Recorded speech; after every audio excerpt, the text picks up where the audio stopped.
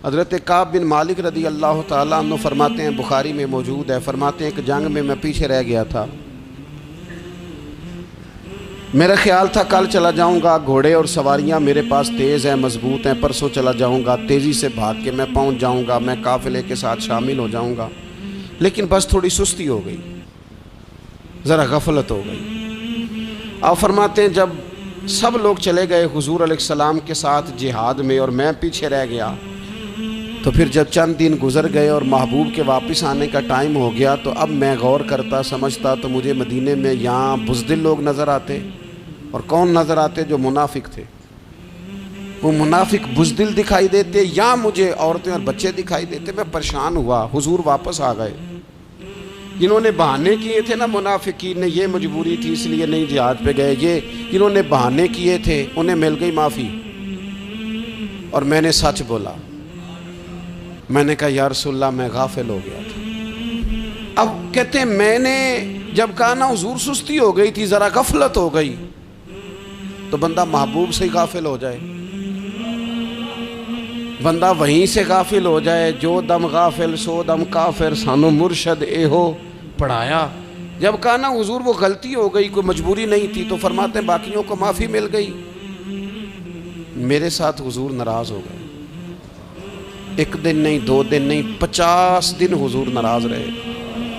مدینے کی گلیوں نے مجھے پہچاننا چھوڑ دیا، در و دیوار سے مجھے یوں لگتا تھا کہ میں پردیسی ہوں۔ فرماتے ہیں میں مسجد میں آتا تھا، میں جب محبوب کو دیکھتا تو حضور رخ انور پھیر لیتے، اور مجھے پتا تھا جب میرا چہرہ ادھر ادھر ہوتا تو پھر کریم رحمت کی نظر فرماتے ہیں 50 دن مسلسل۔ پھر مجھے حکم ہوا کہ بیوی بھی بھیج دو، میکے بچے بھی بھیج دو، ننہال یعنی تنہا رہ جاؤ۔ فرماتے ہیں وہ میں نے قید تنہائی کاٹی، لیکن شکر اللہ کا یہ ہے کہ میں سچا تھا، بس ذرا بھول گیا تھا، بس ذرا غفلت ہو گئی تھی۔ تو فرماتے ہیں پھر اللہ تبارک و تعالیٰ نے میرے اوپر فضل یہ فرمایا کہ میری توبہ کا اعلان رب نے قرآن مجید میں فرمایا۔ تو غافل نہ بنے کبھی بھی، ہمارا نا مسئلہ یہ ہے، اور آپ نے ناراض نہیں ہونا۔ ڈھیر سارے لوگ غافل ہو جاتے ہیں، مالدار بھی غافل ہیں، صاحبان علم بھی الا ماشاء اللہ بہت ساری جگہوں پہ غافل ہیں۔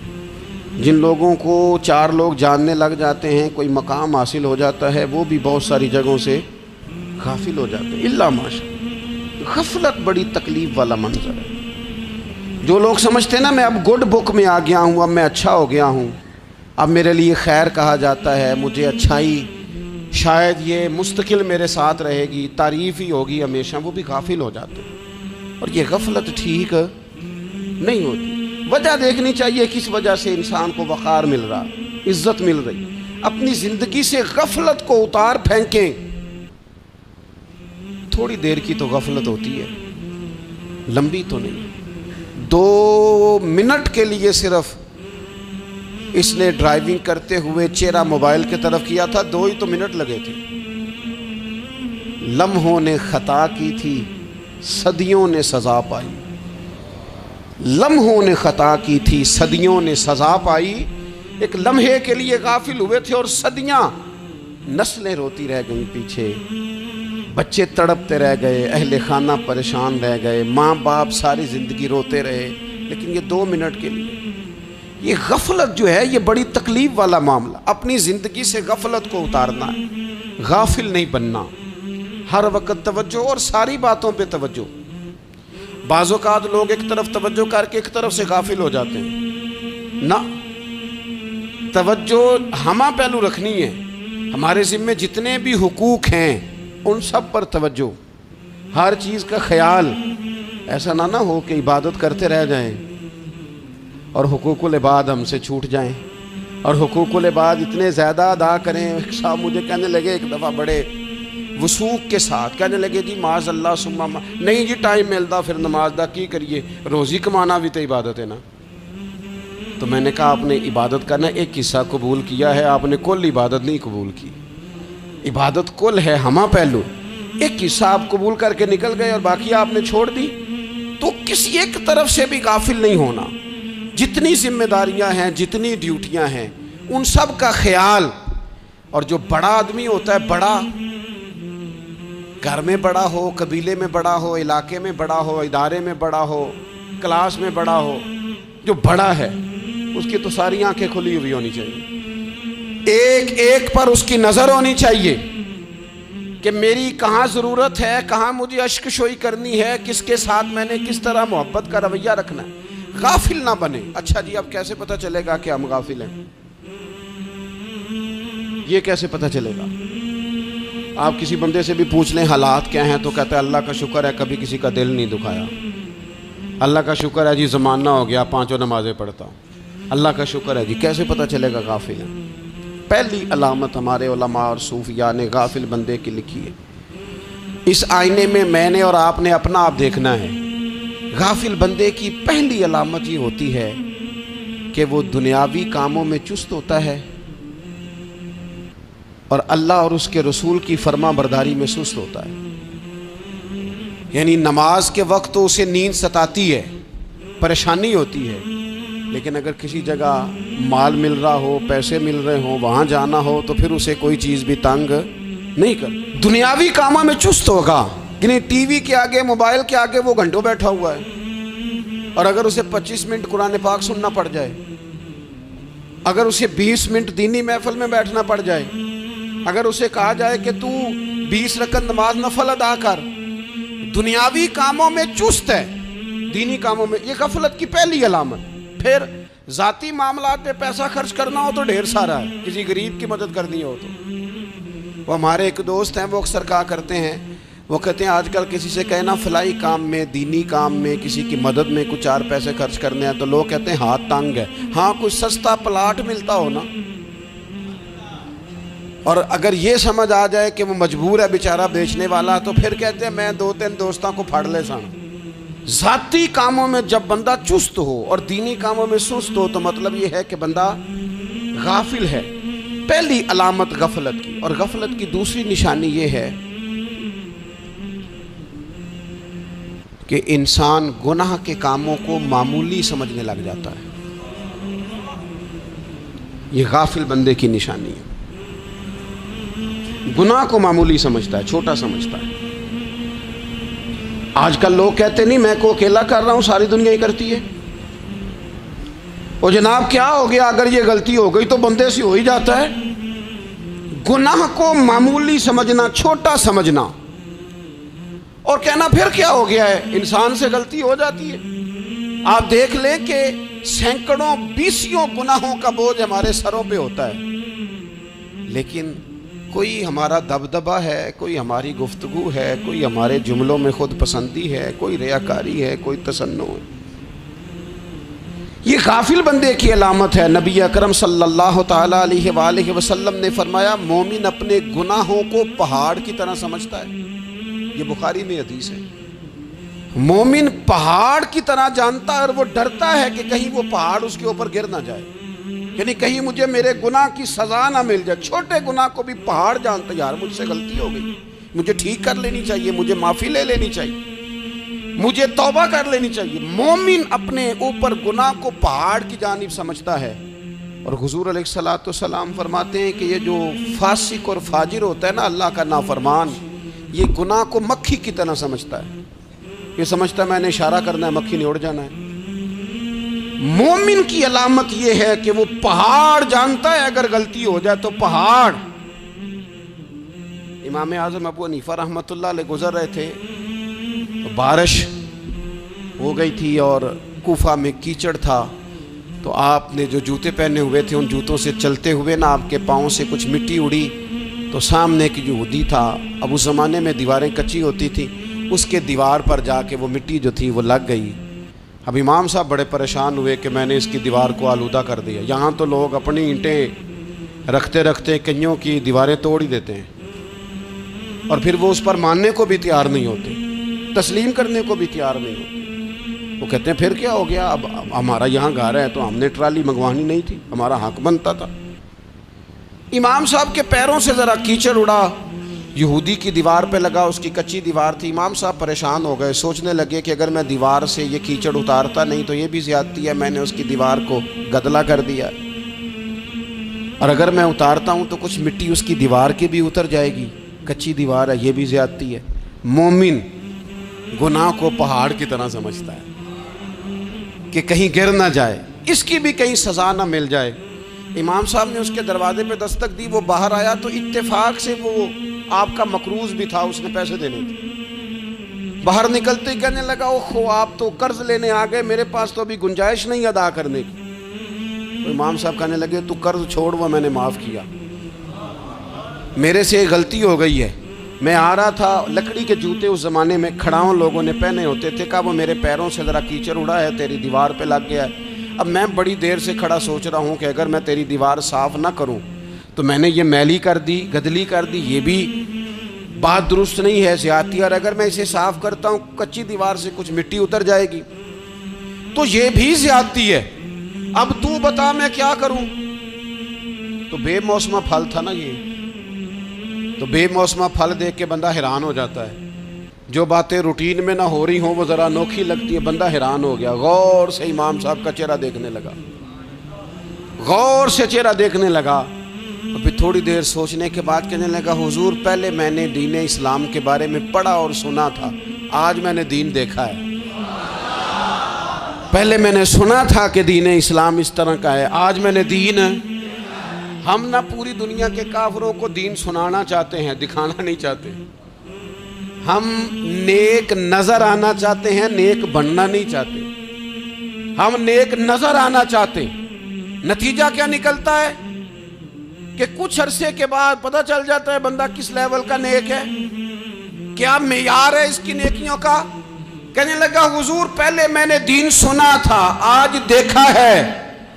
آپ وہ مٹی کی دیوار پر جو کیچڑ لگ گیا ہے، دیوار کو بعد میں صاف کیجئے گا، پہلے کلمہ پڑھائیں تاکہ میرے اندر کا کفر صاف ہو جائے،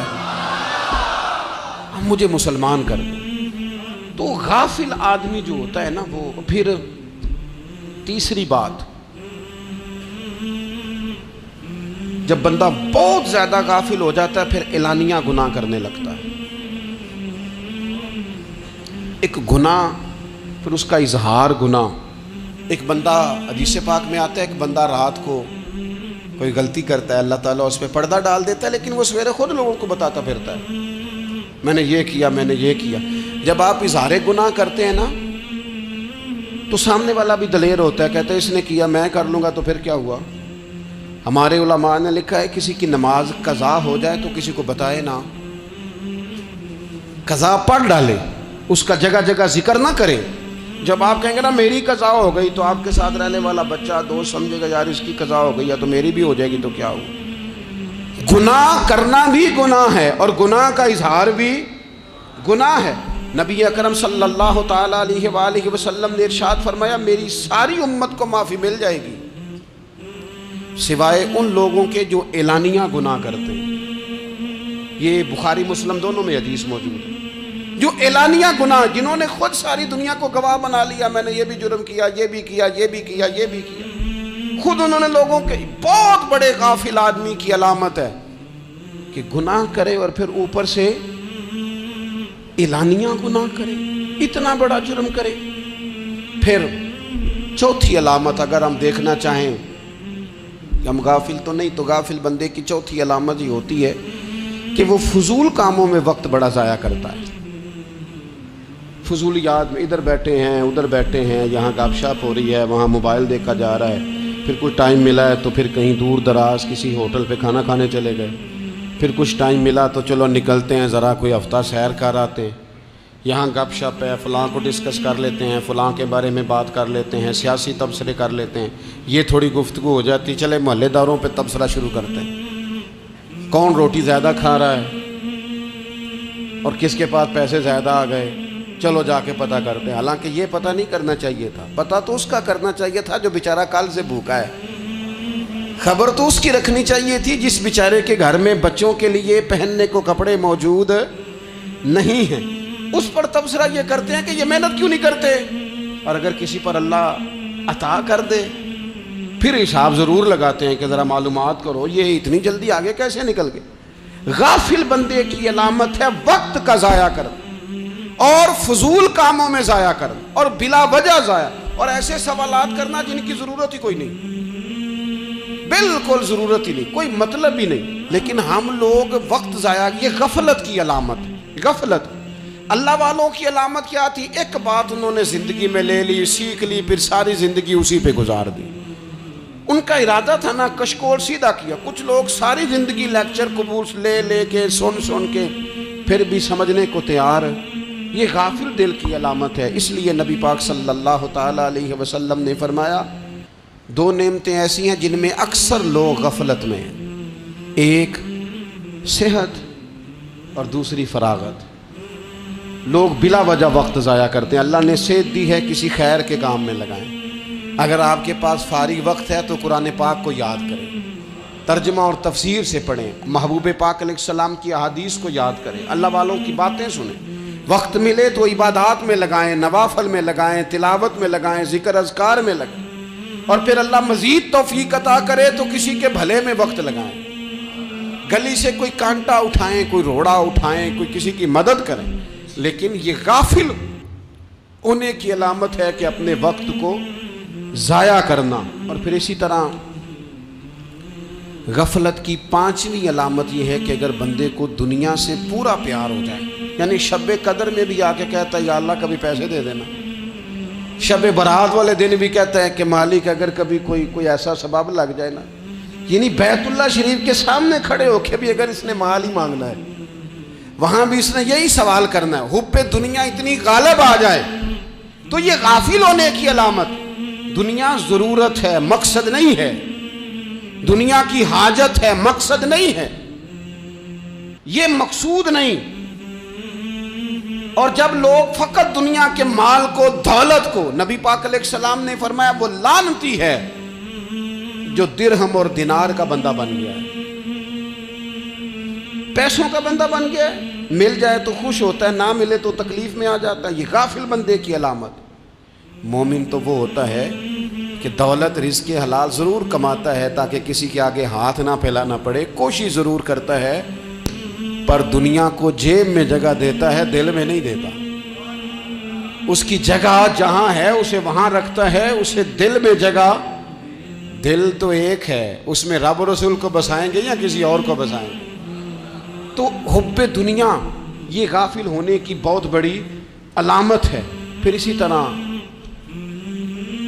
جو بندہ رب کریم کو جانتا نہیں نا وہ بھی غافل ہو جاتا ہے۔ ایک تو جو یہ نہیں نہ جانتا کہ رب کریم سزا دے گا، مجھے دیکھ رہا ہے، اسے نہ اونگ آتی ہے نہ نیند آتی ہے، جو اس کی معرفت نہیں رکھتا کہ میرا رب ہر وقت مجھے دیکھ رہا ہے، وہ بھی غافل ہو جاتا ہے۔ جسے پتہ ہونا کہ مجھے دیکھ رہا ہے وہ غافل نہیں ہوتا۔ اور جو یہ سمجھ لیتا ہے نا کہ شاید معاذ اللہ ثم، اس یقین کو پکا نہیں کرتا، وہ غافل ہو جاتا ہے۔ اور ایک جو یہ نہیں نہ جانتا کہ رب مہربان کتنا ہے، وہ بھی غافل ہو جاتا ہے۔ مجھے بتائیے سب سے زیادہ تو بندہ اس کے دروازے پہ جاتا ہے نا جو سب سے زیادہ مہربانی کرنے والا ہو، اس دروازے سے بندہ اٹھتا ہی نہیں۔ تو جس کو یہ یقین ہو جائے نا سب سے زیادہ کرم فرمانے والی ذات اللہ رسول کی ہے، وہ کبھی رب رسول سے غافل نہیں ہوتا، وہ کبھی اللہ رسول کا دروازہ چھوڑ کے نہیں جاتا، وہ کبھی کسی اور جگہ جا کے پناہ تلاش نہیں کرتا۔ جسے پتہ چل جائے نا وہ کریم کتنا ہے، مہربان کتنا ہے۔ ملا رومی رحمت اللہ علیہ فرماتے ہیں بہت بڑا مجرم تھا ایک بندہ، بہت بڑا گناہگار تھا، بت کو پوجتا تھا، تھک گیا، ساری رات بت کے سامنے کھڑا تھا، معاذ اللہ یا صنم یا صنم یا صنم کہتے، تھک گیا، نیند آ گئی، اونگ آ گئی۔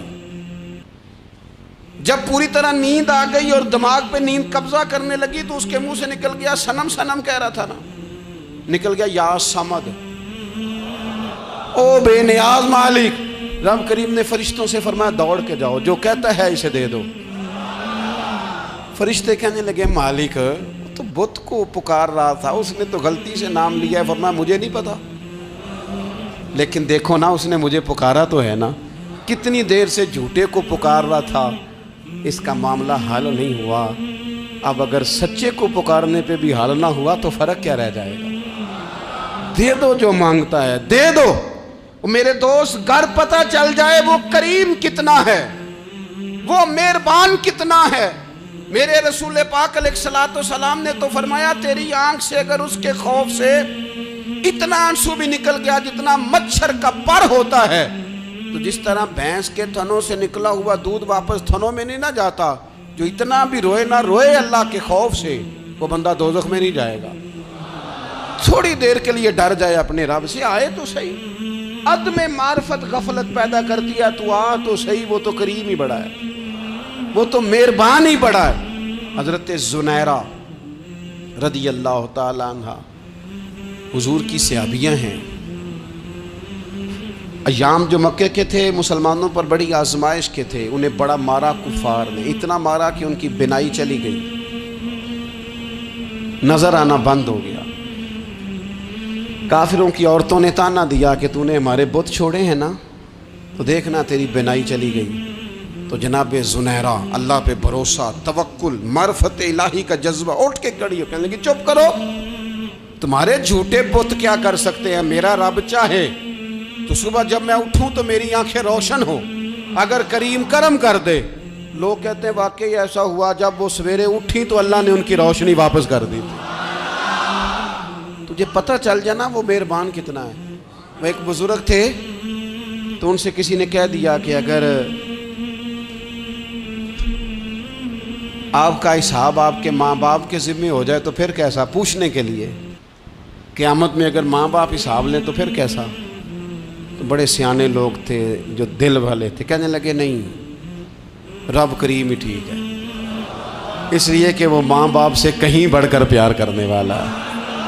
اگر یہ معرفت مل جائے وہ کریم کتنا ہے، اور جب بندہ پوری طرح اس کی بارگاہ میں آ کے تڑپ جاتا ہے نا، مولا میں جاؤں کدھر، تیرا دروازہ چھوڑ کے جاؤں کدھر۔ اقبال کہتے ہیں وہ ایک سجدہ جسے تو گراں سمجھتا ہے، 1000 سجدوں سے دیتا ہے آدمی کو نجات۔ تجھے جگہ جگہ جھکنا نہیں پڑے گا اگر تو صحیح معنوں میں اپنے رب کی بارگاہ میں جھک جائے۔ تو میرے عزیز کوشش کریں کہ اس کی معرفت، اس کا کرم، اس کی عطا اور اللہ تبارک و تعالیٰ کے حاضر و ناظر ہونے پر عین الیقین، حق الیقین حاصل کریں۔ اور پھر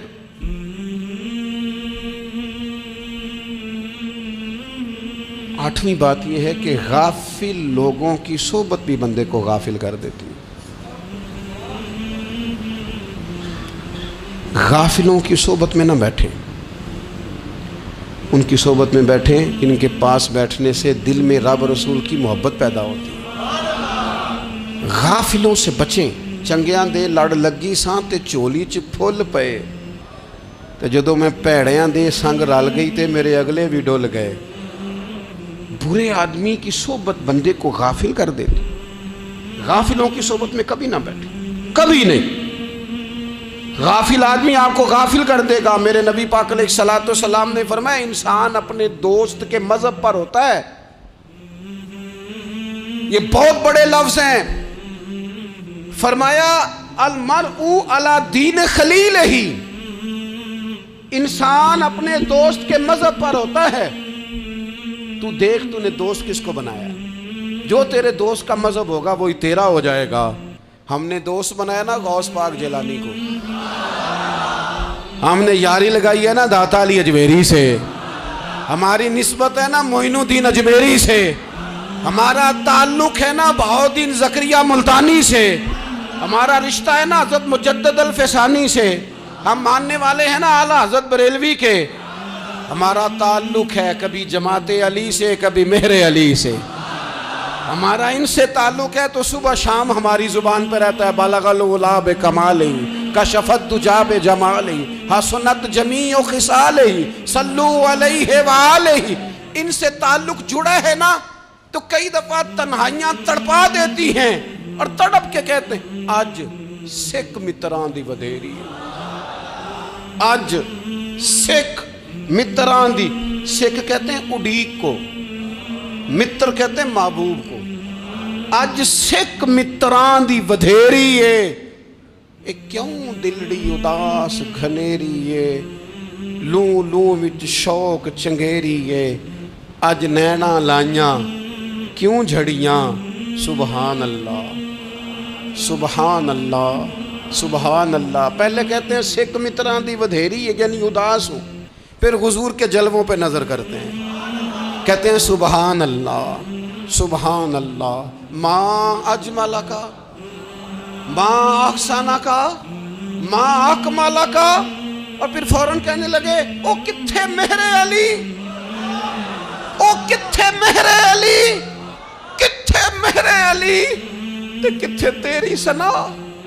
اب دیکھو مشتاق اکھیں کتھے جاڑیاں، بلغ العلا بے کمال کشفت دجا بے، اور میرے اعلیٰ حضرت کہنے لگے سرور کہوں کہ مالک و مولا کہوں، باغ خلیل کا گلے زیبا کہوں تجھے، تیرے تو وصف عیب تناہی سے ہیں بری، حیران ہوں میرے شاہ میں کیا کیا کہوں۔ غافل آدمی کی علامت ہے برے لوگوں کی صحبت میں، خبردار ان کے پاس نہ بیٹھنا جن کے پاس بیٹھنے سے تمہارے دلوں میں اولیاء اللہ اللہ کے بندوں کی عداوت پیدا ہو۔ خبردار خبردار ان کے پاس نہ بیٹھنا جن کے پاس بیٹھنے سے تمہارے دلوں میں حضور کی اولاد پاک کے بارے میں شک پیدا ہو۔ خبردار اس شخص کے پاس نہ بیٹھنا جو امام حسین ابن علی کے بارے میں کوئی کمزور بات کرتا ہو، بچنا۔ خبردار اس سے بچنا جو حضور کے صحابہ کے بارے میں بات کرے، بچنا بچنا اس سے۔ جو سیدنا ابو بکر صدیق کے بارے میں کوئی، دیکھو کیا مقدر ہیں صدیق و فاروق کے، جن کے گھر ہی رحمتوں کے خزینے میں۔ بھلا کیا کہا نبی پاک، حضور نے فرمایا میرے اوپر جس نے نیکی کی تھی بدلہ دے دیا ہے۔ یہ جو میرے ابو بکر صدیق ہے نا، ان کو میں اللہ کی بارگاہ میں لے جاؤں گا، کہوں گا مالک تو ہی بدلہ عطا فرما۔ ایک ہاتھ میں جناب صدیق کا ہاتھ پکڑا، ایک میں حضرت عمر کا ہاتھ پکڑا، اور حضور مسجد نبوی سے باہر آ رہے ہیں۔ دیکھنے والے کی زبان سے بے ساختہ سبحان اللہ نکل گیا، کیا شان ہے کیا مقدر ہے۔ تو حضور علیہ السلام رک گئے، اور روک کے فرمایا تو حیران ہو رہا ہے نا، تو حیران ہو رہا ہے نا کہ میں نے ایک ہاتھ میں ابو بکر کو پکڑا ہے، ایک میں عمر کو پکڑا ہے۔ فرمایا قیامت میں جب میری قبر کھلے گی تو میں اسی طرح قبر سے نکلوں گا، اس طرح میدان محشر میں میں آؤں گا۔ خبردار حضور ایک وفاداروں کے وفادار رہنا، ان کے وفادار رہنا، ان کے وفادار رہنا۔ بڑا عجیب دور آیا ہے، ہم نے یہ دور دیکھا ہے کہ لوگ حضور کے صحابہ کے بارے میں بھی بات کریں گے، اب نبی پاک کی اولاد پاک کے بارے کو بھی ڈسکس کیا جائے گا۔ اپنا منہ تو دیکھ، اپنی حیثیت دیکھ، اور پھر وہ بندے دیکھ جن کو اللہ نے چن کے اپنے محبوب کی غلامی کے لیے حضور کے قریب بٹھایا ہے۔